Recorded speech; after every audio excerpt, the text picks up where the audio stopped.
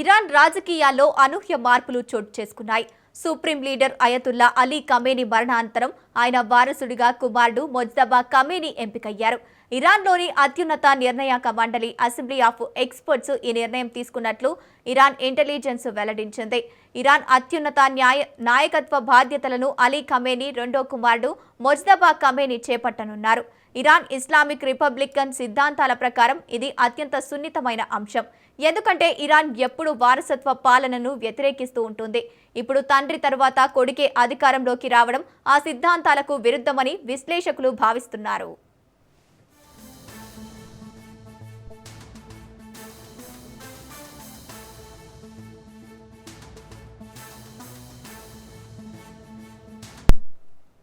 Khamenei కార్యకలాపాలలో Mojtaba కీలక పాత్ర పోషించాడు.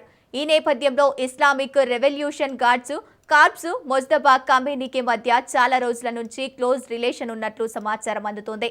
ఈ నేపథ్యంలోనే మొజ్తబా ఖమేనీ ఎన్నికకు లైన్ క్లియర్ అయింది. కాగా మొజ్తబా ఖమేనీ ఎన్నికపై ఇజ్రాయెల్, అమెరికా స్పందించాల్సి ఉంది.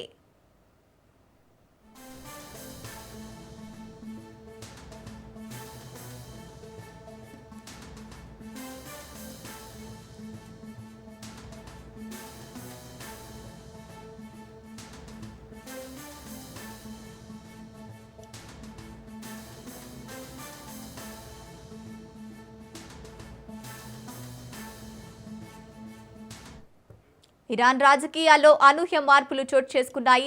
Supreme leader Ayatollah Ali Khamenei మరణ అనంతరం ఆయన వారసుడిగా కుమారుడు మొజ్తబా ఖమేనీ ఎంపికయ్యారు. ఇరాన్లోని అత్యున్నత నిర్ణాయక మండలి అసెంబ్లీ ఆఫ్ ఎక్స్పర్ట్స్ ఈ నిర్ణయం తీసుకున్నట్లు ఇరాన్ ఇంటెలిజెన్స్ వెల్లడించింది.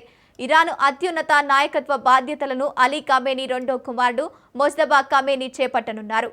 ఇరాన్ ఇస్లామిక్ రిపబ్లిక్ సిద్ధాంతాల ప్రకారం ఇది అత్యంత సున్నితమైన అంశం.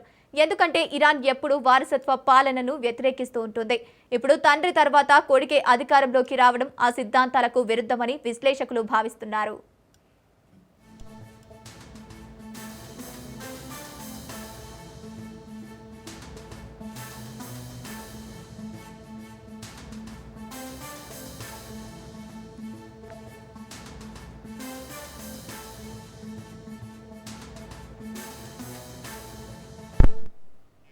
రైటిక ఇరాన్ ను కొత్త సుప్రీం లీడర్ గా మొజ్తబాను ఎన్నుకున్నారు. రైటిక ఇదే అంశానికి సంబంధించి మరింత అప్డేట్స్ ప్రవీణ్ అందిస్తారు. ప్రవీణ్. గంగోత్రి అయితే ఇరాన్ లోని రాజకీయ పరిమాణాలు వేగంగా మారుతున్నాయి. ఈ నేపథ్యంలో దేశ నూతన సుప్రీం లీడర్ గా మొజ్తబా ఖమేనీ పేరును ఇరాన్ మీడియా ప్రస్తావించింది. అయితే అధికార ప్రకటన వెలువడక ముందే ఈ సమాచారం వెలుగులోకి రావడం దేశవ్యాప్తంగా చర్చలు మొదలైనట్టుగా కూడా తెలుస్తుంది. అయితే ఇప్పటి వరకు సుప్రీం లీడర్ గా కొనసాగినటువంటి అలీ ఖమేనీ తర్వాత వారసత్వం పైన అనేక ఊహాగానాలు కూడా వినిపించినట్టుగా కూడా సమాచారం అయితే వస్తుంది. అదేవిధంగా రాజ్యాంగం ప్రకారం సుప్రీం లీడర్ ను ఎన్నుకునే అధికారం అసెంబ్లీ ఎక్స్పర్ట్ కు మాత్రమే ఉంటుంది. అయితే ఈ మండలి గోప్య సమావేశంలో మొజ్తబాను ఎంపిక చేసినట్లు కూడా కొన్ని అంతర్జాతీయ మీడియా సంస్థలు అయితే ఇప్పటికే వెల్లడిస్తూ ఉన్నాయి. మొజ్తబా ఖమేనీ గత కొన్నాళ్లుగా దేశ రాజకీయ మత వ్యవహారాలలో ప్రభావవంతమైన వ్యక్తిగా ఎదిగినట్టుగా విశేషాలకు కూడా చెప్తూ ఉన్నారు. ఇస్లామిక్ రెవల్యూషనరీ గౌట్ మొత్తంగా వర్గానికి సన్నిహిత సంబంధాలు ఉన్నట్టుగా కూడా ప్రచారం జరుగుతుంది. అయితే ఈ విషయం పైన అధికారులు ఇంకా ధృవీకరణ మాత్రం ఇంకా రాలేనట్టుగా తెలుస్తుంది. దేశంలో ప్రస్తుత పరిస్థితుల దృష్ట్యా అధికార మార్పిడి ప్రక్రియ పైన అంతర్జాతీయ సమాజం కూడా ఆసక్తిగా గమనిస్తున్నట్టుగా కూడా తెలుస్తుంది. ముఖ్యంగా పశ్చిమాసియా ప్రాంతంలో ఉద్రిక్తలు నెలకొన్న వేళ ఈ పరిమాణం ప్రాధాన్యతను సంతరించుకున్నట్టుగా కూడా తెలుస్తుంది. ఇరాన్ ప్రభుత్వం అధికారిక ప్రకటన వెలువడే వరకు ఈ సమాచారాన్ని ఊహాగానాలకే పరిమితం అంటూ కూడా రాజకీయ వర్గాలు కూడా చూస్తున్నాయి. అయితే ఒక 4-5 రోజుల నుంచి చూస్తున్నాము. అదే రెగ్యులర్ గా దాడులు ప్రతిదాడులతో మొత్తంగా కూడా ఇటు ఇజ్రాయెల్ గానీ ఇటు అమెరికా గానీ రెండు కూడా ఇరాన్ పైన దాడులు చేస్తున్న నేపథ్యంలో ఎప్పుడైతే ఆ యొక్క ఖమేనీ తదనంతరం మొత్తంగా కూడా మరణించిన తర్వాత ఈ యొక్క అయితే ఇప్పటికే అమెరికా అధ్యక్షుడు కూడా చెప్తూ వస్తున్నటువంటి క్రమాలు చూస్తున్నాం. వారసత్వంగా కాకుండా మొత్తంగా కూడా ప్రజాస్వామ్యం రావాలి అంటూ కూడా ప్రజలు ఎన్నుకున్నటువంటి వాళ్ళే అక్కడ ఉండాలి అంటూ కూడా చెప్తున్నటువంటి పరిస్థితులను చూస్తున్నాం. ఎట్టి పరిస్థితుల్లోనూ అయితే చర్చలకు మేము వచ్చేదే లేదు, ఖచ్చితంగా పగ ప్రతీకారాలు తీర్చుకుంటాం అంటూ కూడా చెప్తున్నటువంటి సందర్భం చూస్తున్నాం. ఇటు ఇరాన్ కూడా తగ్గేదేలే అన్నట్టుగా కూడా మొత్తంగా మిసైళ్లతో డ్రోన్లతో దాడులు చేస్తున్నట్టుగా తెలుస్తుంది. గల్ఫ్ ప్రాంతంలో ఉండేటటువంటి ఏదైతే అమెరికా మొత్తంగా స్థావరాలు ఉంటాయో స్థావరాల పైన అన్నింటినీ కూడా గురి చేసినట్టుగా కూడా తెలుస్తుంది. ఇప్పటికే మొత్తంగా కూడా చూసుకుంటే కనుక ఆ టెహ్రాన్ లో కూడా అయితే ఇటు దాడులకు తెగబడుతున్నటువంటి కూడా సిచ్యువేషన్, ఇజ్రాయెల్ దాడులకు తెగబడుతున్న సిచ్యువేషన్ చూస్తున్నాం. మొత్తంగా చూసుకుంటే కనుక ఒక వారం రోజుల నుండి ఆ యుద్ధంతో మొత్తంగా పశ్చిమ ఆసియా దేశాల మొత్తంగా కూడా ప్రజలందరూ కూడా తీవ్ర భయాందోళన ఉన్నట్టుగా తెలుస్తుంది.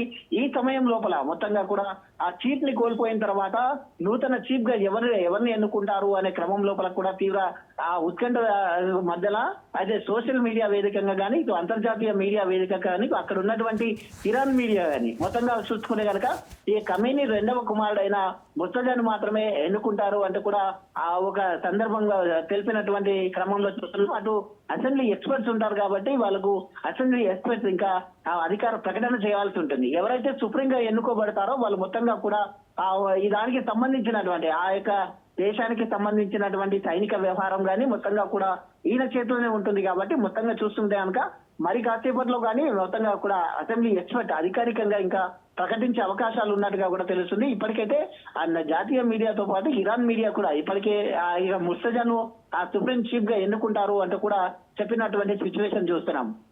Right, thank you Praveen.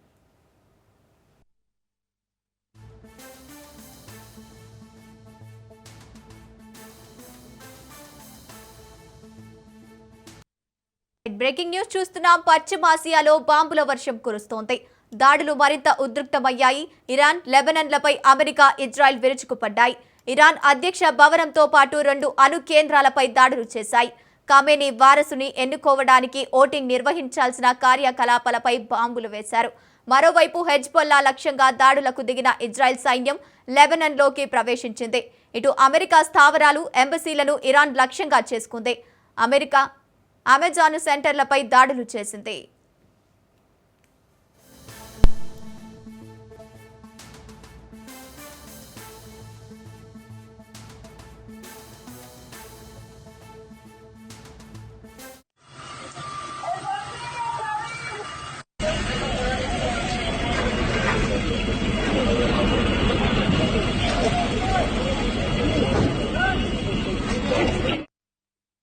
కారణంగా మరణాల సంఖ్య భారీగా పెరుగుతోంది. ఒక్క ఇరాన్లోనే 787 మంది మృతి చెందారు. లెబనాన్లో 52 మంది మృత్యువాత పడ్డారు. హర్ముజ్ జలసంధిలో ఇరాన్ దాడి చేసిన నౌకాలోని సిబ్బందిలో 3 భారతీయులు మరణించారు. అమెరికాకు చెందిన 6 సైనికులు మరణించారు. 18 మందికి తీవ్రంగా గాయాలయ్యాయి. పశ్చిమాసియాలోని విమానాశ్రయాలు ఇంకా పూర్తి స్థాయిలో తేర్చుకోలేదు. అక్కడ చిక్కుకున్న వారిలో అతి కొద్ది మందినే కొన్ని విమానాల ద్వారా తరలించగలిగారు. గల్ఫ్ దేశాల్లోని తమ పౌరులను అమెరికా ఖాళీ చేయిస్తోంది. ఐరోపా దేశాలు తమ వారిని తీసుకెళ్లేందుకు ఏర్పాట్లు చేస్తున్నారు.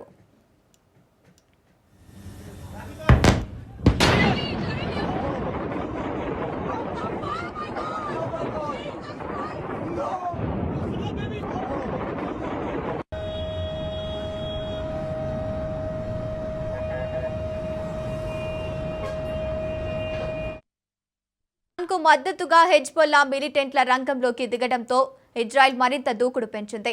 దక్షిణ లెబనాన్లోని సైన్యాన్ని పంపింది. ఒకవైపు వైమానిక దాడులు చేస్తూనే మరోవైపు భూతల పోరుకు సిద్ధమైంది.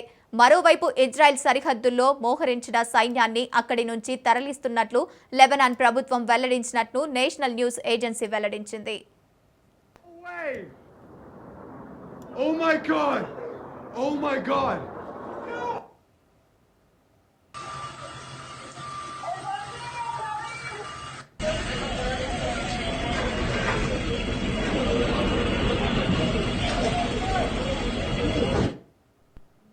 అమెరికా లక్ష్యంగా గల్ఫ్ దేశాలపై ఇరాన్ దాడులు కొనసాగుతున్నాయి.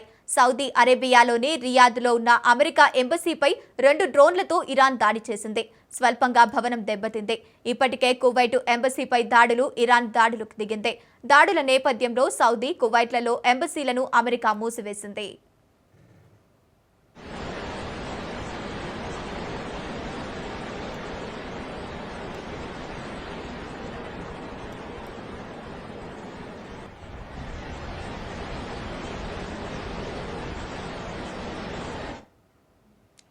ఇజ్రాయెల్లోని రమత్ డేవిడ్ వైమానిక స్థావరంపై హెజ్బొల్లా మిలిటెంట్లు డ్రోన్లతో దాడులు చేశాయి.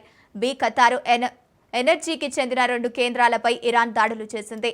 యునైటెడ్ అరబ్ ఎమిరేట్స్లోని తమ డేటా సెంటర్లపై డ్రోన్ల దాడి జరిగిందని అమెజాన్ ప్రకటించింది. బహ్రెయిన్లోని డేటా సెంటర్లపై దాడి జరిగిందని వెల్లడించింది. బహ్రెయిన్లోని అమెరికా సైనిక స్థావరాలపై డ్రోన్లు, క్షిపణులతో ఇరాన్ దాడులు చేసింది. చమురు నౌకలపై డ్రోన్ దాడి జరిగిందని ఒమాన్ వెల్లడించింది.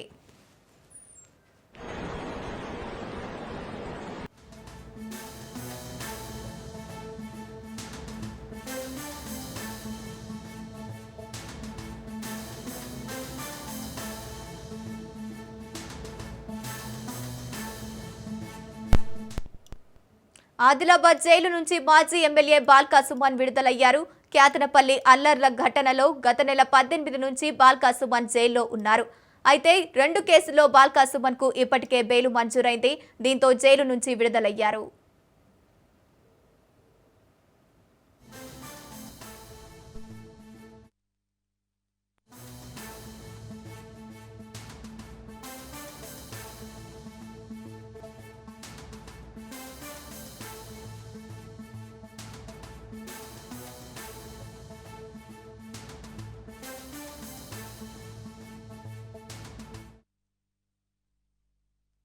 ఆదిలాబాద్ జైలు నుంచి మాజీ ఎమ్మెల్యే బాల్కా సుమన్ విడుదలయ్యారు. క్యాతనపల్లి అల్లర్ల ఘటనలో గత నెల 18 నుంచి బాల్కా సుమన్ జైల్లో ఉన్నారు. అయితే 2 కేసుల్లో బాల్కా సుమన్ ను ఇప్పటికే బెయిల్ మంజూరైంది. దీంతో జైలు నుంచి విడుదలయ్యారు బాల్కా సుమన్. రైట్, ఇక ఇదే అంశానికి సంబంధించి పూర్తి డీటెయిల్స్ మా ప్రతినిధి సైదులు అందిస్తారు. సైదులు, గంగోత్రి బీఆర్ఎస్ పార్టీకి చెందినటువంటి మాజీ ఎంపీ, మాజీ ఎమ్మెల్యేగా ఉన్నటువంటి బాల్కా సుమన్, చెన్నూరు మాజీ ఎమ్మెల్యే బాల్కా సుమన్ బెయిల్ పైన ఆయన కొద్దిసేపటి క్రితమే విడుదలయ్యారు. సో ఆయన ఈ నెల 18న Ketanapalli municipal chairman, vice chairman ఎన్నిక సందర్భంగా బాల్కా సుమన్ అనుచరులు, బీఆర్ఎస్ పార్టీ చెందినటువంటి శ్రేణులు మంత్రి వివేక్ వెంకట స్వామి పైన దాడికి దిగినట్లు ఆరోపణల నేపథ్యంలో అక్కడ ఉన్నటువంటి ఆధారాల ఆధారంగా కేసు నమోదు చేయడం జరిగింది. సో ఇక ఆయన్ని పోలీసులు అరెస్ట్ చేశారు. సో ఆయన ఈ నెల పోయిన నెల ఫిబ్రవరి 18వ తారీఖు రోజు పోలీసులు అరెస్ట్ చేసి జడ్జి ముందు ప్రవేశపెట్టగా 12 రోజుల పాటు జడ్జి రిమాండ్ విధించారు. అప్పటి నుంచి బాల్కా సుమన్ బెయిల్ పై బీఆర్ఎస్ పార్టీ అనేక సార్లు కోర్టుకు వెళ్ళినప్పటికీ కూడా సో ఇప్పుడు బెయిల్ లభించడంతో ఆయన కొద్దిసేపటి క్రితమే ఆదిలాబాద్ జైల్లో ఉన్నటువంటి బాల్కా సుమన్ కొద్దిసేపటి క్రితమే విడుదలయ్యారు. సో ఇక ఆయన విడుదల సందర్భంగా బీఆర్ఎస్ పార్టీ శ్రేణులందరూ కూడా హర్షం వ్యక్తం చేస్తున్నారు పెద్ద ఎత్తున. ఎందుకంటే ఆయన రాక కోసం జైలు ముందు కూడా పెద్ద ఎత్తున శ్రేణులందరూ కూడా ఉండి ఆయనకి స్వాగతం కూడా చెప్పడం జరిగింది. కాబట్టి ఇక బీఆర్ఎస్ పార్టీ అక్రమ కేసులు బనాయిస్తూ వస్తుందని చెప్పేసి కూడా బాల్కా సుమన్ అరెస్ట్ సందర్భంగా బీఆర్ఎస్ పార్టీ ఆరోపణ చేసింది. బీఆర్ఎస్ వర్కింగ్ ప్రెసిడెంట్ కేటీఆర్ జైల్లో ఉండగానే పరామర్శించారు. మాజీ మంత్రి హరీష్ రావు ఆయన అరెస్ట్ అయిన తర్వాత జైల్లో ఉండగా వెంటనే వెళ్ళి బాల్కా సుమన్ ని పరామర్శించడం జరిగింది. అలా ఒకరొకరుగా బీఆర్ఎస్ పార్టీకి చెందినటువంటి నాయకులందరూ కూడా బాల్కా సుమన్ ని జైల్లో పరామర్శించారు. సో ఇక ఆయనకు బెయిల్ రావడంతో సో ఆయన కొద్దిసేపటి క్రితమే బయటకు వచ్చారు. సో ఇక మరి కాసేపట్లో మీడియా సమావేశం కూడా నిర్వహించే అవకాశం అయితే ఉంది. కేతనపల్లి మున్సిపాలిటీలో బీఆర్ఎస్ పార్టీకి స్పష్టమైన మెజారిటీ ఉన్నప్పటికీ వాయిదాలు వేస్తూ వస్తుంది. సో దాని వెనక మంత్రి వివేక్ వెంకటస్వామి ఒత్తిడి ఉన్నదని చెప్పేసి బాల్కా సుమన్ ఆరోపణ చేస్తూ వస్తున్నారు. కాబట్టి సో ఇక ఆయన చేస్తున్నటువంటి ఒత్తిడి మేరకే కేతనపల్లి మున్సిపల్ చైర్మన్ ఎన్నిక, వైస్ చైర్మన్ ఎన్నిక వాయిదా పడుతున్నది. సో అందుకు వైస్ చైర్మన్ ఎన్నిక ఖచ్చితంగా నిర్వహించి తీరాల్సిందే. బీఆర్ఎస్ పార్టీకి స్పష్టమైన మెజారిటీ ఉన్నది అని బాల్కా సుమన్ అనేక సార్లు చెప్పినప్పటికీ కూడా అక్కడ ఉన్నటువంటి అధికారులు ఎవరు పట్టించుకోలేదనేది ఒక ఆరోపణ వచ్చింది. కాబట్టి ఇక చూడాలి, బాల్కా సుమన్ బెయిల్ పైన విడుదలయ్యారు కాబట్టి సో ఆయన ఇది కాసేపట్లో మీడియాతో కూడా మాట్లాడే అవకాశం ఉంది. కాబట్టి సో మీడియాతో మాట్లాడిన అంశాలు, అదేవిధంగా next Ketanapalli chairman, vice chairman ఎన్నికకి సంబంధించి సో ఏ విధంగా ముందుకెళ్తుంది అధికారులు అనేది కూడా మనకి తర్వాత తెలిసే అవకాశం అయితే కనిపిస్తుంది. కాబట్టి రాష్ట్ర వ్యాప్తంగా ఎవరైతే రాష్ట్ర ప్రభుత్వం అవలంబిస్తున్న తీరు పట్ల పోరాడుతుంటే వారిపైన అక్రమ కేసులు బనాయిస్తున్నారని చెప్పేసి బీఆర్ఎస్ పార్టీ ఆరోపణ చేస్తూ వస్తుంది. సో దానిలో భాగంగానే మొదటి నుంచి కూడా రాష్ట్ర ప్రభుత్వం అవలంబిస్తున్న తీరు పట్ల బాల్కా సుమన్ పోరాడుతుంటే ఆయన పైన అక్రమ కేసులు బనాయిస్తూ ఈ విధంగా జైల్లో పెడుతున్నారు. సో రానున్న రోజులలో ఖచ్చితంగా తగిన గుణపాఠం తప్పదు. ప్రజలన్నీ గమనిస్తూనే ఉన్నారు. కాంగ్రెస్ పార్టీ అక్రమ కేసులన్నీ కూడా ప్రజలు గమనిస్తున్నారు. కాబట్టి సో ఖచ్చితంగా తగిన బుద్ధి చెప్తారని చెప్పేసి కూడా బీఆర్ఎస్ పార్టీ ఆరోపణ చేస్తూ వస్తుంది. కాబట్టి సో ఇక బాల్క సుమన్ సంబంధించినటువంటి కేసుల్లో భాగంగా ఖచ్చితంగా న్యాయ పోరాటం మేము చేస్తామని చెప్పినప్పటికీ కూడా సో ఆయన పైన ప్రధాన ఆరోపణ ఆ కేతనపల్లి మున్సిపల్ వైస్ చైర్మన్ ఎన్నిక సందర్భంగా మంత్రి వివేక వెంకటస్వామి పైన దాడి చేశారు. సో ఆ నేపథ్యంలోనే అక్కడ ఉన్నటువంటి పోలీస్ కానిస్టేబుల్ కి గాయాలయ్యాయి. సో దానిపైన కేసు నమోదు చేశాము.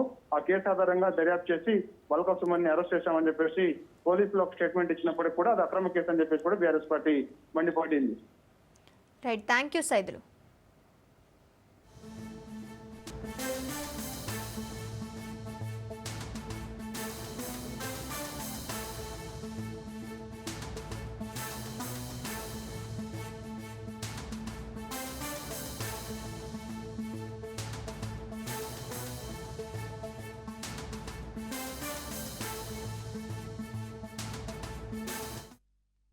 ఢిల్లీకి సీఎం రేవంత్ రెడ్డి, టీపీసీసీ మహేష్ కుమార్ గౌడ్ వెళ్లనున్నారు.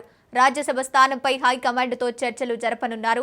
ఇప్పటికే అభిషేక్ సింఘ్వి పేరు ఖరారు చేయగా మరో అభ్యర్థి విషయంలో హైకమాండ్తో చర్చించనున్నారు. రాజ్యసభకు రెండో అభ్యర్థి విషయంలో కాంగ్రెస్లో తీవ్రమైన పోటీ నెలకొంది.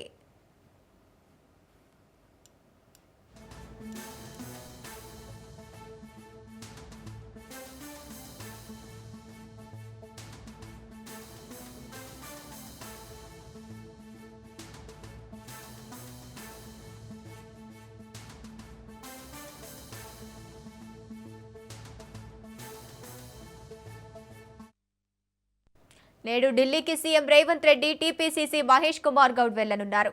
రాజ్యసభ స్థానంపై హైకమాండ్తో చర్చించనున్నారు. ఇప్పటికే అభిషేక్ సింఘ్వి పేరు ఖరారు చేయగా మరో అభ్యర్థి విషయంలో హైకమాండ్తో చర్చించనున్నారు. రాజ్యసభకు రెండో అభ్యర్థి విషయంలో కాంగ్రెస్లో తీవ్రమైన పోటీ నెలకొంది.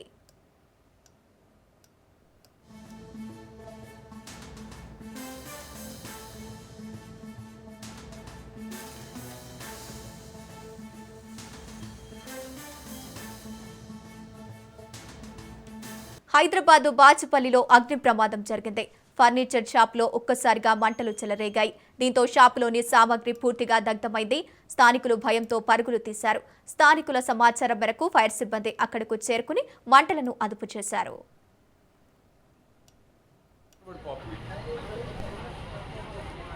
కేజీఆర్ ఫంక్షన్ బ్యాక్ సైడ్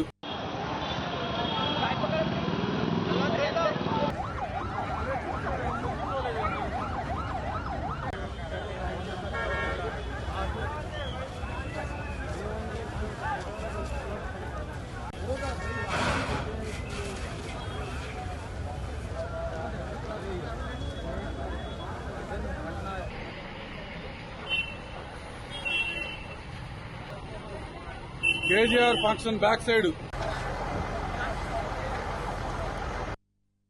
2 గంటల ప్రాంతంలో మా ఫైర్ కంట్రోల్కి కాల్ వచ్చింది. ఇక్కడ అగ్ని ప్రమాదం జరిగినట్టు. ఇమ్మీడియట్గా Kukatpally vehicle, Jeedimetla vehicle and near by Patancheru vehicle, Madhapur vehicle and water browsers, so ఒక 5-6 వెహికల్స్ వచ్చేసినాయి. ఇక్కడికి దాదాపు 10 షాప్స్ ప్రమాదానికి గురైనాయి. మీరు చూస్తూనే ఉన్నారు, దాదాపు మొత్తం అక్కడ ఉన్న ఫర్నిచర్ అంతా కాలిపోయింది. ఈ ఫైర్ ఫైటింగ్ ఆపరేషన్స్ నడుస్తూనే ఉన్నాయి. ఆ రేకులు కొంచెం కూలిపోయినాయి కాబట్టి ప్రొక్లైనర్స్ తోటి వాటిని ఓపెన్ చేసి వాటి కింద ఉన్న ఫ్లేమ్స్ని కంట్రోల్ చేయాలి. కొంచెం టైం పడుతుంది. ఇప్పటికైతే ఫైర్ కంట్రోల్ అయిపోయింది. ఎక్స్టెండ్ కావడానికి అవకాశం ఏమీ లేదు. 7:05 వచ్చిందండి. ఇక్కడ మనకి ప్రగతి నగర్ ఖమ్మం దగ్గర ఈ మొత్తం కాలిపోయిందని మంట జరిగిందండి. ఓకేనా, అప్పటికే మనము ఈ లొకేషన్కి అయితే ఒక 3 minutesలో రీచ్ అయ్యి మొత్తం మన ట్యాంకర్ టూ టైమ్ ట్యాంకర్ కూడా ఖాళీ అయింది. మన టీము ఒక 5 వచ్చారు. 5 వచ్చి మొత్తం కంట్రోల్ ఉంది. తర్వాత జీడిమెట్ల, కూకట్పల్లి వీళ్ళందరూ కూడా ఫైర్ కంట్రోల్ వచ్చి ఇప్పుడు కంటిన్యూగా అదే నడుస్తుంది. ఓకేనా, ఇప్పుడైతే అండర్ ప్రాసెస్ లాస్ట్ అంటే ఇప్పుడు కంట్రోల్ అవుతుంది. ఇప్పుడు 2 గంటల ప్రాంతంలో మా ఫైర్ కంట్రోల్కి కాల్ వచ్చింది. ఇక్కడ అగ్ని ప్రమాదం జరిగినట్టు. ఇమ్మీడియట్గా Kukatpally vehicle, Jeedimetla vehicle and near by Patancheru vehicle, Madhapur vehicle. బిడ్డ కోసం తల్లి ప్రేమతో కట్టిన ఉయ్యాల ఆ కుటుంబానికి విషాదాన్ని మిగిల్చింది. ఉయ్యాల కట్టిన చీరే ఆమె పాలిట యమపాశమైంది. ఉయ్యాల కట్టిన చీర మెడకు చుట్టుకొని ఊపిరాడక 8 ఏళ్ల చిన్నారి మృతి చెందిన హృదయ విదారక ఘటన మేడ్చల్ జిల్లాలో చోటు చేసుకుంది.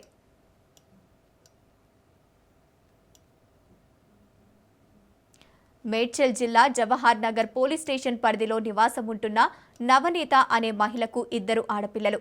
గత కొంతకాలంగా భర్తకు దూరంగా ఉంటున్న నవనీత పని మనిషిగా పలు ఇళ్లలో పనులు చేస్తూ జీవనం సాగిస్తోంది. చంటి బిడ్డ అయిన చిన్ని కూతురుడి కోసం ఇంట్లో చీరలో ఉయ్యాల ఏర్పాటు చేసింది నవనీత. ఈ క్రమంలో పని కోసం బయటకు వెళ్లిన నవనీత ఇంటికి తిరిగి వచ్చేసరికి పెద్ద కూతురు ఉయ్యాలలో శవమై కనిపించింది. నవనీత పనికి వెళ్లిన సమయంలో ఆమె 8 ఏళ్ల పెద్ద కుమార్తె ఉయ్యాల ఊగుతుండగా మెడకు చీర చుట్టుకొని ఊపిరాడక చనిపోయినట్లు పోలీసులు భావిస్తున్నారు. నవనీత ఫిర్యాదు మేరకు కేసు నమోదు చేసుకున్న పోలీసులు దర్యాప్తు చేపట్టారు. మృతదేహాన్ని పోస్టుమార్టం కోసం గాంధీ ఆసుపత్రికి తరలించారు. తెలుగు రాష్ట్రాలతో పాటు దేశవ్యాప్తంగా హోలీ సంబరాలు అంబరాన్ని తాకాయి. చిన్న పెద్ద రంగులు చల్లుకుంటూ సందడి చేస్తున్నారు. పలుచోట్ల కామదహన వేడుకలు నిర్వహించారు. ఉదయం నుంచి పలు ప్రాంతాల్లో యువకులు కేరింతలు కొడుతూ హోలీ వేడుకలు చేసుకుంటున్నారు. హైదరాబాద్లోని కొన్ని ప్రాంతాల్లో యువకులు, చిన్నారులు, రాజకీయ నాయకులు, నగరవాసులు సందడి నెలకొంది.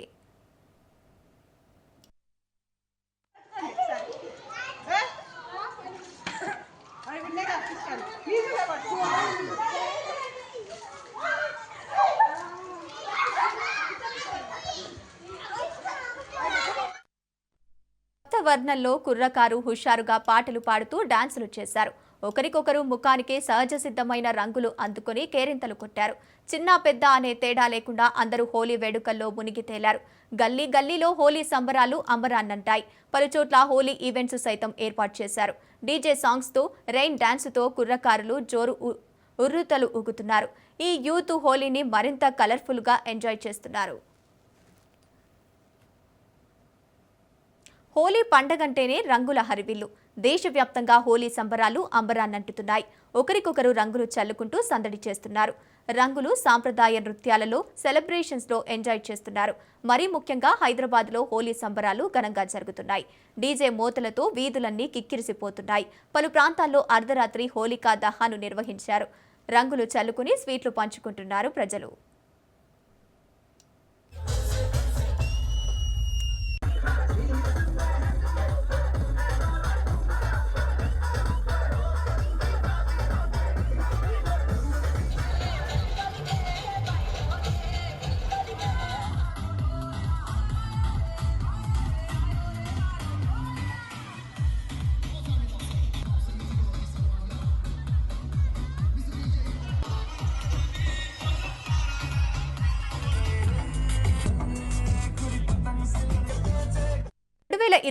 సంవత్సరం ప్రారంభంలోనే అద్భుతం చోటు చేసుకుంది. మొదటి ఖగోళ అద్భుతం ఆవిష్కృతమైంది. ప్రపంచవ్యాప్తంగా పలు ప్రాంతాలతో పాటు ఇండియాలోని ఈ పాక్షిక చంద్రగ్రహణం కనిపించింది. ఈ అరుదైన దృశ్యాన్ని ఖగోళ ప్రేక్షకులు ఎంతో ఆసక్తిగా వీక్షించారు. ఈ క్రమంలో చంద్రుడు ఎరుపు రంగులో కనువిందు చేశాడు. దీంతో చంద్రగ్రహణం ముగిసింది. ఈ దృశ్యం ఏర్పడటానికి ముందు సాయంత్రం 3:20 చంద్రగ్రహణం ప్రారంభమైంది. ఇది సాయంత్రం 6:47 ముగిసింది. ఈ అద్భుత దృశ్యాన్ని వీక్షించిన ప్రజలు ఎంతో అనుభూతి పొందారు. అలాగే చంద్రగ్రహణం సందర్భంగా మూసివేసిన ఆలయాలను శుద్ధి చేసి భక్తులకు దర్శనాలను కల్పిస్తున్నారు. అలాగే చంద్రగ్రహణం విడిచిన తర్వాత అంతా స్నానాలు ఆచరించి దైవ సంస్మరణలు చేయాలి. హైదరాబాద్లో గ్రహణం విడిచే చివరి నిమిషంలో ఆకాశంలో అద్భుతం జరిగింది.